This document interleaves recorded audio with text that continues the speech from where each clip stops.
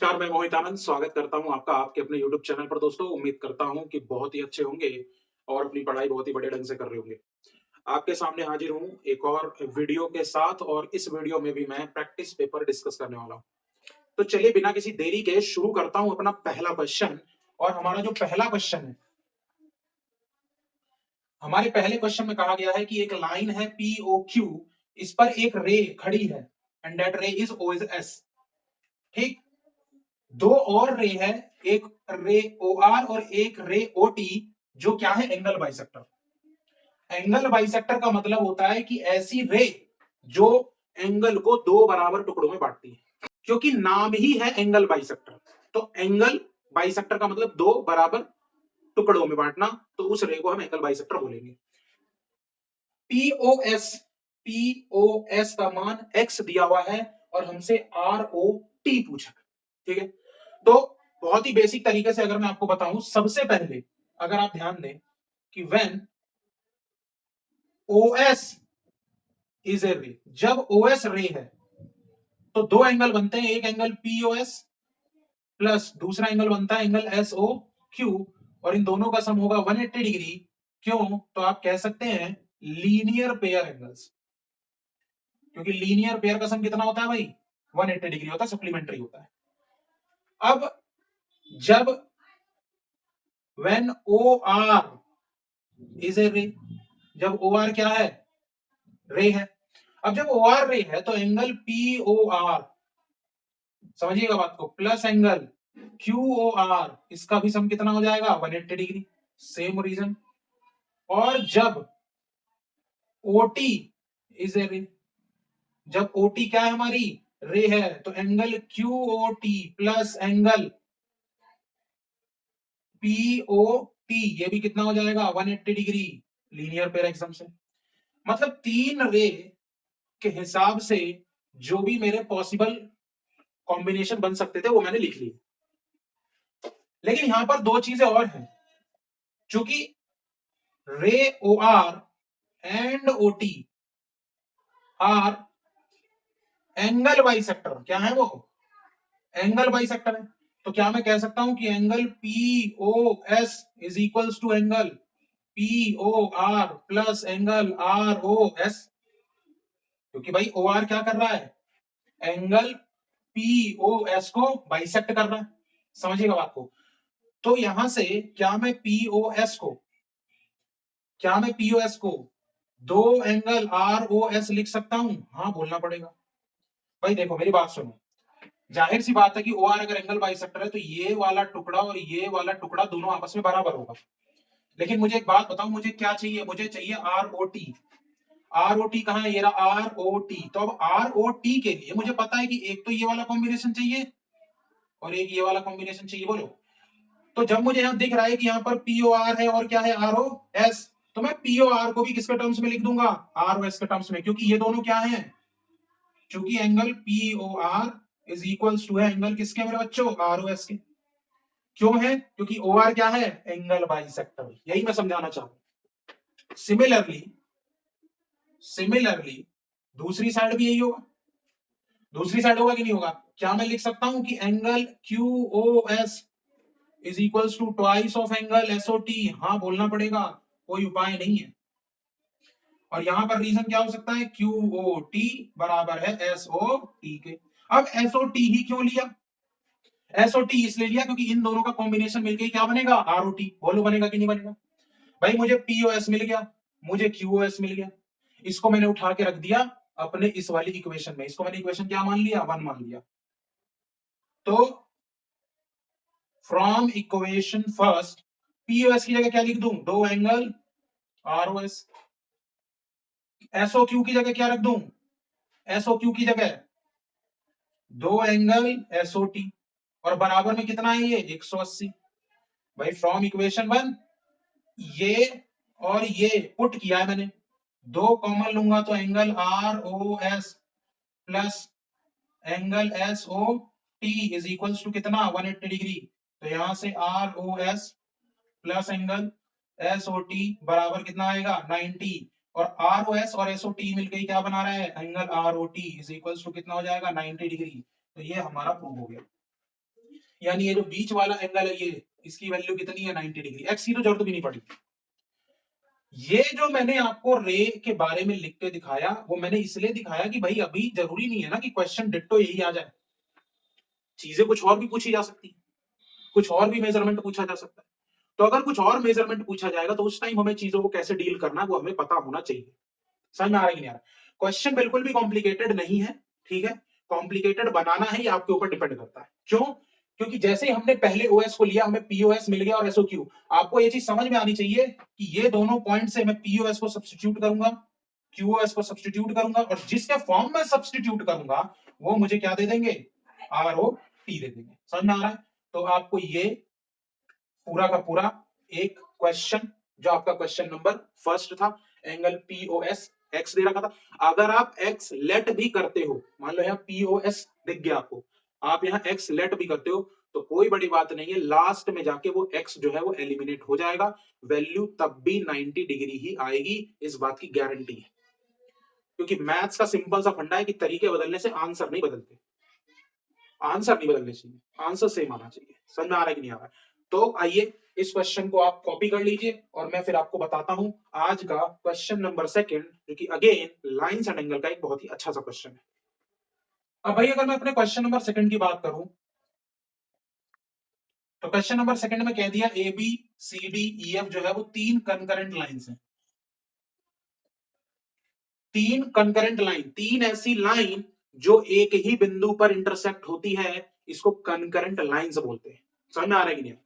तो ए B C D और E F तीनों एक ही बिंदु पे इंटरसेक्ट हो रही है एंड दैट बिंदु इज ओ, तो इसलिए हमने उसे तीनों को क्या बोला, कंकरेंट लाइन। अब इसमें उसने कहा कि ओ एफ ये वाली जो लाइन है वो बाइसेक्ट कर रही है किसको, एंगल को। तो आप कह सकते हो कि O F is a angle bisector. हाँ बोलना पड़ेगा, ओ एफ क्या है हमारा, एक एंगल बाइसेक्टर है। और जब एंगल बाइसेक्टर है तो इसका मतलब ये है कि अगर ये 35 है तो ये भी मेरे बच्चों कितना हो जाएगा, 35 हो जाएगा। बोलो नहीं होगा भाई, angle B O F is equals to angle D O F, चूंकि O F is angle bisector इसलिए ये है। तो इस यहां से मैं कह सकता हूं डी ओ एफ भी कितना आ गया, 35 डिग्री आ गया। बोलो अब मुझे क्या निकालना है, मुझे निकालना है बीओ सी और मुझे निकालना है एओडी।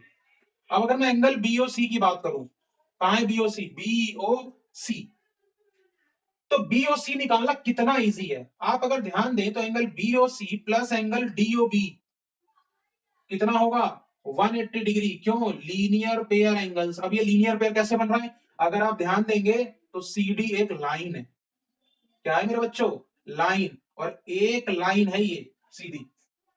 तो ये पूरा एंगल और इस पूरे एंगल का सम कितना हो जाएगा, 180 डिग्री हो जाएगा। तो एंगल मुझे क्या निकालना है, बीओसी, डीओबी का सम कितना है 70 degree is equals to 180 degree. तो यहां से बी ओ सी बराबर कितना आ गया, 110 डिग्री। तो पहली चीज निकल गई। अब हमें निकालना है एओडी, कहां है भाई, एओडी। अब जब एओडी निकालना है तो एओडी के लिए मैं ए बी को लाइन ले लूंगा, A B is a line, क्या ले लूंगा, A B is a line.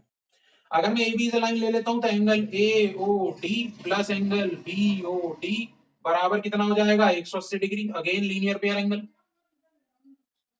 तो एंगल एओडी नहीं पता लेकिन बीओडी तो पता है, कितना 70 डिग्री। तो यहां से बताइए एंगल एओडी कितना निकलता हुआ आएगा, 110 डिग्री निकलता हुआ आएगा। आप इसको दूसरे तरीके से भी निकाल सकते हैं, अगर आप ध्यान देंगे तो angle AOD is equals to angle BO C, क्यों हो जाएगा, vertically opposite angle. Vertical opposite angle के लिए एक चीज ध्यान रखना, बड़ी कंफ्यूजन होती है, जब भी कभी किसी एंगल को वर्टिकल अपोजिट बनाओ तो उसके लाइंस को ज्वाइन करके जरूर देखो। जैसे अगर मैं बता रहा हूं कि एंगल एओडी और बीओसी ये है वर्टिकल अपोजिट, तो आपको ये देखना होगा कि क्या ये जो ओसी है, ओसी की रे कोई कंटिन्यू कर रहा है, बिल्कुल सही बात है, और ओए की रे कोई कंटिन्यू कर रहा है, तो ये रे सेम होने चाहिए। मान लो मैं इस एंगल को इससे कंपेयर कर दूं तो ये वर्टिकल अपोजिट नहीं होगा, क्योंकि दोनों अलग अलग लाइन, दोनों अलग अलग रे पर बनी हुई। तो एक ही वर्टेक्स के आमने सामने के जो एंगल होते हैं उनको हम वर्टिकल अपोजिट एंगल कहते हैं। और क्योंकि वर्टिकल अपोजिट एंगल इक्वल है तो मैं यहां से भी कह सकता हूं कि angle AOD will be equal to BOC, और बीओसी कितना था 110, तो यहां से भी निकल। मैंने अभी आपको पीछे के क्वेश्चन में बताया कि लाइंस एंड एंगल क्वेश्चन की सबसे खूबसूरत बात यही है कि आपके पास मल्टीपल तरीके हो सकते हैं किसी भी क्वेश्चन को सॉल्व करने का, लेकिन आंसर नहीं बदलना चाहिए और बदलता भी नहीं है। समझ में आ रहा है? समझ में आ रहा है तो वीडियो को लाइक करना तो बनता है, और चैनल पर अगर मेरे नए हैं, पहली बार हैं, तो सब्सक्राइब करिए और जाके सारी सीरीज जो भी आपके काम की वीडियो उसको जरूर देखें। और 9th और 10th क्लास के मैथ और साइंस से रिलेटेड कोई भी चीज, किसी भी टॉपिक पे आपको वीडियो चाहिए तो कमेंट में लिखना तो बिल्कुल ना भूलें। आइए दिखाता हूं आपको क्वेश्चन नंबर 3, जो कि अगेन है तो लाइंस एंड एंगल का और एनसीईआरटी का क्वेश्चन है, लेकिन प्रैक्टिस पेपर जो एडुडेल के द्वारा रिलीज किया गया है उसमें ये चीज पूछी गई।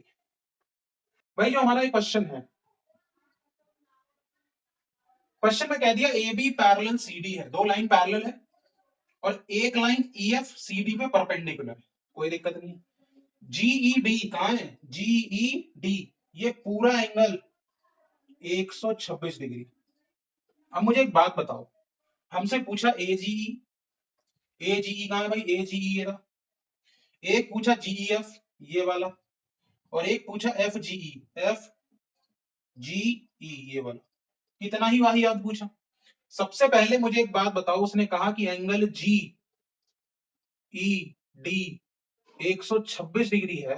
मेरे बच्चों, क्या आपको जीईडी दो एंगल के कॉम्पोजिशन से मिलता हुआ दिख रहा है? That is GEF plus angle FED. हाँ बोलना पड़ेगा, उपाय नहीं है कोई भाई। जीईएफ और एफईडी दोनों से मिलकर बनता हुआ दिखाई दे रहा है। अब मुझे जीईएफ भी तो निकालना है। एफईडी कितना है? 90 है, इज इक्वल्स टू 126 डिग्री।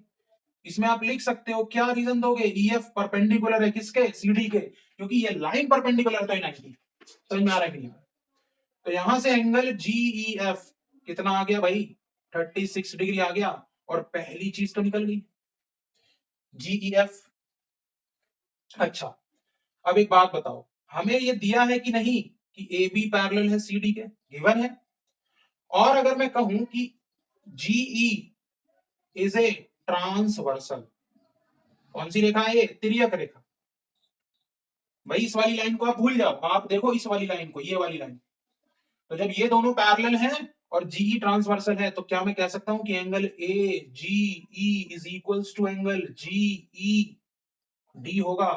क्यों होगा? तो अल्टरनेट इंटीरियर एंगल्स। बोलो भाई, समझ में आ रहा है? एकांतर अंत कोण। तो क्या मैं कह दूं कि एंगल ए जीई कितना हो जाएगा? 126 डिग्री। और बहुत ही आसान तरीके से आपका ये दूसरा एंगल भी फाइंड करके दे दिया मैंने। हाँ बोलना पड़ेगा बिल्कुल, और वीडियो को लाइक करना पड़ेगा और शेयर करना पड़ेगा। अगले अगर मैं बात करता हूं तीसरे एंगल की, दैट इज एफ जीई, तो एफ जीई निकालना तो और बढ़िया है।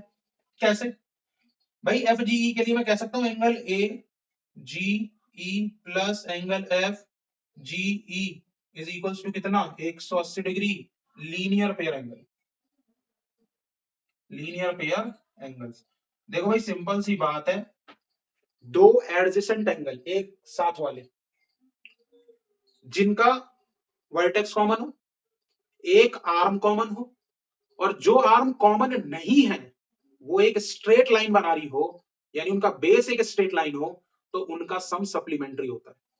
अगर यहां दो से ज्यादा होंगे एंगल, तो आप स्ट्रेट एंगल का कॉन्सेप्ट कह सकते हो, क्योंकि जो स्ट्रेट एंगल होता है वो 180 होता है। तो एक लाइन पर अगर कई सारे एंगल बने हुए हैं तो सबका सम करूंगा तो 180 आएगा। लेकिन उसी एक लाइन पे सिर्फ एक रे की वजह से दो एंगल बन रहे हैं, तो क्योंकि दो ही एंगल इसलिए बोलते हैं क्योंकि यहां पर लीनियर पेयर लग गया, और पेयर का मतलब दो। तो जैसे यहां पर दो है, एक और दो, तो इन दोनों का सम कितना हो गया? 180। अब बताओ ए जीई तो अभी पता लगा है ऊपर 126 प्लस एंगल एफ जीई बराबर कितना? 180। तो यहां से एफ जीई बराबर कितना हो जाएगा? 180 डिग्री माइनस 126 डिग्री। तो आंसर कितना आएगा बताइए? क्या आंसर 54 डिग्री आएगा? हाँ बोलना पड़ेगा, जवाब नहीं आ रहा है आपका। बाकी आपकी मर्जी, आप एंगल सम प्रॉपर्टी भी लगा सकते हो ट्राइंगल में। ये कितना था? 36 डिग्री। ये कितना हो जाएगा? 90 डिग्री। तीन का सम कितना होता है? 180 डिग्री। तो 180 में से 126 माइनस करोगे तब भी आंसर 54 ही आता। मैं वही चीज आपको बार बार बोल। तो उम्मीद करता हूं कि ये तीन क्वेश्चन जो मैंने आपके ज्योमेट्री के कराए हैं इस वीडियो में, ये आपको बहुत ही अच्छी तरीके से समझ में आए होंगे।